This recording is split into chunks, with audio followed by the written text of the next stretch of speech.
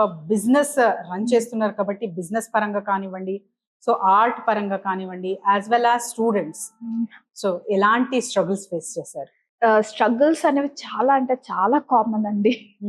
ఏ business అయినా తీసుకొనియండి, life తీసుకొనియండి, ఏదైనా సరే కింద పడకుండా, దెబ్బలు తగలకుండా ఏది రాదు.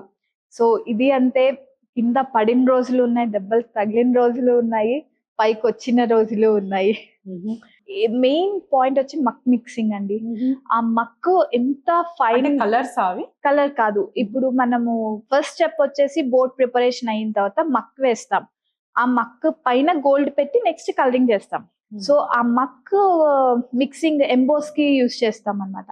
అది మిక్సింగ్ దాంట్లో గమ్ క్వాంటిటీ కానివ్వండి, దాంట్లో మిక్స్ చేసే ఇంగ్రీడియంట్స్ క్వాంటిటీ కానీ రేషియో కరెక్ట్ గా ఉండాలి. లేదంటే మనకి బ్రేక్స్ వస్తాయి, ఎయిర్ బబుల్స్ వస్తాయి. సో అదే లుక్ కి మెయిన్ రీజన్ వెనకాల ఉండేది. సో అది ఫెయిల్ అయితే మొత్తం పెయింటింగ్ అనేది ఒక ఫెయిల్యూర్ కింద వస్తుంది.